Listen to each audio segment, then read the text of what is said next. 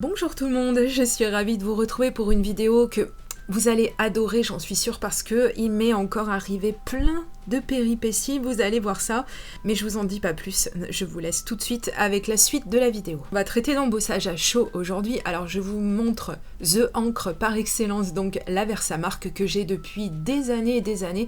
Par contre, je le signale, j'ai quand même acheté un réencreur parce que quand même elle est pas éternelle, hein. Faut pas trop lui en demander non plus. Je vais utiliser ce papier qui est un petit peu épais, voilà, qui va bien supporter la chaleur qu'on va lui infliger, et donc ce set de tampons, donc je vais juste utiliser le papillon qu'on voit dessus, c'est complètement le hasard, hein, mais c'est un set de tampons que j'utilise énormément pour mon Project Life. Alors, je vais commencer à préparer mon papier, donc ça c'est une étape un petit peu facultative, mais je vous conseille quand même de le faire, puisque donc avec un coussin antistatique, comme ça, un coussin d'embossage, eh bien vous allez permettre à votre poudre à embosser d'adhérer uniquement aux endroits où vous voulez. C'est pas une science exacte, hein, mais franchement ça aide plutôt pas mal. Alors on passe en petit coussin d'embossage dans lequel, je le rappelle, il y a donc soit de la fleur de maïs, soit du talc, des choses comme ça, voilà.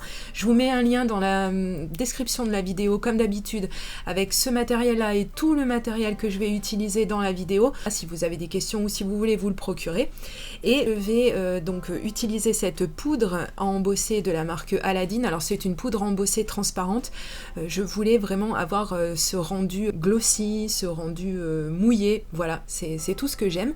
Et donc j'ai utilisé la technique de l'embossage à chaud. Alors je fais très attention parce qu'avec mes deux mains gauches, c'est toujours roulement de tambour au moment de ranger la poudre embossée qui ne me sert plus. Et j'ai mis donc mon heat gun à commencer à chauffer de côté pour avoir vraiment quelque chose de très très chaud, ce qui permet à l'embossage de se faire le mieux possible. Alors on voit que le résultat est tout à fait celui attendu, j'ai envie de dire. La poudre embossée Aladdin, ça fait pareil des années que je la possède, c'est pas la meilleure que j'ai, mais c'est celle que j'avais sous la main, donc ça a très très bien fait l'affaire.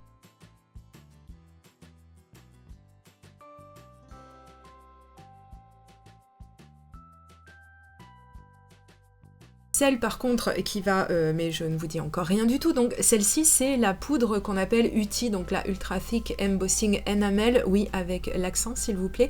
Donc je vous montre à l'écran que c'est une poudre qui est différente d'une poudre embossée, à savoir qu'elle est plus granuleuse, elle est beaucoup plus épaisse, et sans essayer de tout renverser, j'essaie vraiment de vous montrer cette différence de texture. Comme je vais beaucoup chauffer mon papier, j'essaie de protéger le peu de peau en bon état qui me reste parce que j'ai les mains qui sont abîmées. Mais comme tous les hivers, hein, si vous suivez mes vidéos, vous le savez très bien qu'arriver les premiers froids, c'est la catastrophe. Donc j'ai mis mon encre Versamark, je mets ma poudre et là, mais qu'est-ce qui se passe? Bon, j'ai dit, je suis peut-être allée un petit peu vite, alors je recommence. Et là, mais ça n'adhère pas. Mais what? Qu'est-ce que... Ça a pourtant bien marché 30 secondes avant avec la poudre embossée, celle d'Aladdin. Et là, je me dis, tiens, j'ai peut-être un problème avec mon encre Versamark, je ne sais pas. Donc je lui mets et remets encore de la poudre dessus, sur mon tamponnage, et ça ne veut pas adhérer. Donc là, j'ai mis les petits plats dans les grands, j'ai pris mon stylo à embosser et j'ai repassé sur le motif du papillon. J'ai fait énormément chauffer, pardon, excusez-moi, chauffer mon pistolet d'embossage, et voilà. Alors déjà, il faut savoir, il faut être prévenu, hein, que la UT, elle part dans tous les sens quand vous la chauffez. Vous avez beau mettre de la... peut-être pas de la glu quand même, on va pas exagérer, mais vous avez beau mettre quelque chose qui colle vraiment, il y en aura toujours une partie qui va s'envoler. Donc bon, autant être prévenu, hein, pour savoir qu'il vaut mieux pas laisser de choses à côté. Et en fait, donc, j'ai profité que mon papier était encore bien chaud pour remettre de la poudre dessus. Ça n'a jamais voulu rien savoir. J'ai donc recommencé avec le stylo à embosser, et donc voilà le résultat. Alors de toute façon, la poudre UT, c'est pas une poudre qui est réputée pour être hyper précise, etc. De toute façon, elle est épaisse, donc c'est forcément pas un résultat qu'on aura, mais quand même déception. Ensuite, on va faire une autre expérience. Donc là, j'ai fait un die cut avec toujours le même papier et donc ce die étoile qui vient de chez Action, si mes souvenirs sont bons. Et pour éviter de me cramer encore une fois, comme je l'ai déjà dit, ce qui me reste d'à peu près potable au niveau des doigts, et bien donc j'ai pris un bâton de glace, je sais plus ce que c'est, et donc j'ai collé de l'adhésif double face et j'ai positionné mon die cut dessus. J'ai passé le tout dans la Versamark et j'ai mis donc de la poudre embossée, la Aladdin, et alors là super, le résultat je trouve ça vraiment très très joli, c'est une technique que j'utilise de temps en temps.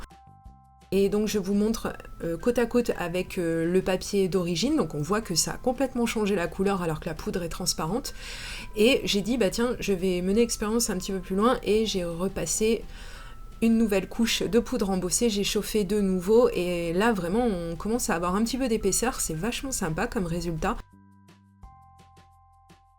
J'aime vraiment beaucoup. Par contre, je vous conseille de laisser refroidir. Hein. Ne faites pas comme moi, voilà, à mettre vos doigts dessus, parce que regardez, j'ai fait une belle trace d'ongle, magnifique. Donc j'essaie d'effacer tout ça, hein, voilà. Même pas conscience d'être filmée, la fille, elle a aucune gêne. Hein. Mais bon, c'est pas grave. Donc du coup, bah, j'ai juste eu à réchauffer un petit peu ma poudre, et au final, voilà, ça se voyait beaucoup moins, voire quasi plus du tout. Donc je fais attention, je vais attendre que ça refroidisse comme il faut, mais je peux quand même vous montrer le résultat qui est vraiment très très chouette et je crois qu'il a pris encore une teinte par rapport au premier embossage. J'ai pas voulu me démonter après tout, hein, c'est moi le patron, donc voilà, on va voir ce qu'il y a qui va pas avec cette poudre UTI, donc j'ai fait une autre découpe avec un autre die. Celui-là, ne me demandez pas d'où il vient parce que je l'ai acheté d'occasion, j'ai aucune idée, désolée. Donc vous voyez, j'ai bien mis encore une fois plein de Versamark de partout, et je passe mon die cut dans le contenant plein de UTI, et je me dis, bah là c'est bon, ça va mieux fonctionner quoi, je sais pas, parce que là vraiment je ne comprends pas ce que je fais pas correctement. C'est vrai que c'est pas une poudre que j'ai énormément utilisée, ça fait peut-être 6-7 ans que je l'ai, et peut-être que le problème vient de là, peut-être qu'elle vieillit mal, peut-être que c'est moi qui la laisse pas assez longtemps, j'en sais rien du tout. En tout cas là j'ai remis de la Versamark, j'ai fait tout comme j'ai fait avec de la poudre embossée traditionnelle, et le résultat est décevant. Alors oui, ça donne un style, c'est très joli quand on regarde comme ça, mais moi je m'attendais quand même vraiment à avoir un résultat homogène, vraiment quelque chose de très uniforme, un effet vert, un effet voilà, mais qui soit vraiment partout sur mon die cut et pas voilà, bon bref, c'est pas grave. En plus, mon petit die cut c'est décollé de mon bâton, enfin bon, tout va bien, alors du coup j'ai décidé de sortir ma pince tweezer et je vais la ruiner, carrément je vais la ruiner, puisque la poudre UTI par contre bizarrement j'ai pas mis de Versamark sur ma pince inversée, mais par contre la poudre a très bien tenu sur ma pince, elle a très bien fondu, elle s'accroche, voilà, donc il va falloir que je lui passe un petit coup de lime ou quelque chose comme ça, mais enfin bon. Voici le deuxième résultat qui est tout aussi est-ce qu'il y a vraiment un qualificatif? Par contre, regardez, magnifique, comme ça, accroche sur la peau.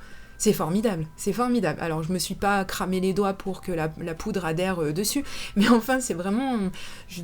Je sais pas, c'est un mystère. Hein, si quelqu'un a la réponse, si ça se passe aussi chez elle, je serais bien contente de le savoir. Je vous montre les premiers résultats qu'on a eus, et j'allais m'en arrêter là, et puis vous me connaissez, je suis un petit peu têtue, si peu. Donc je me suis dit, on va quand même poursuivre un petit peu l'expérience. Alors on regarde une dernière fois les rendus avec la poudre embossée, et ne vous inquiétez pas au passage, si vous avez ce petit fond blanc là, vous passez une microfibre dessus, et la poudre va s'enlever, l'excès de poudre blanche du coussin d'embossage, c'est pas un souci.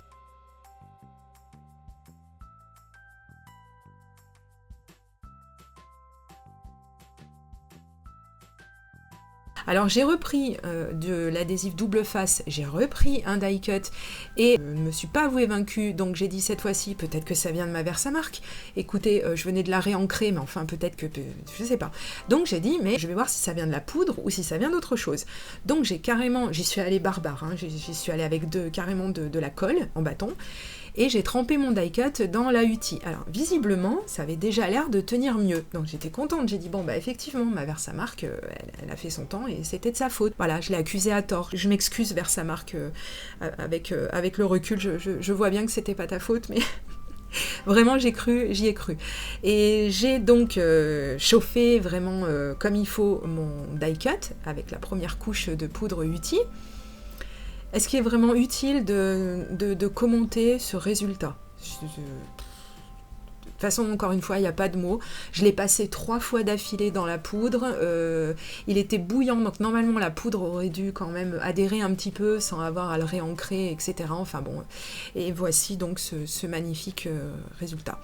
Voilà, avec la poudre qui adhère toujours sur mes doigts, on ne sait pas pourquoi, elle aime bien, mais en tout cas, voilà, ça c'est juste pas exploitable, bien sûr, ça a fini à la poubelle, j'aime pas jeter, mais là, franchement, si quelqu'un peut me dire ce qu'on peut faire d'un résultat pareil, enfin.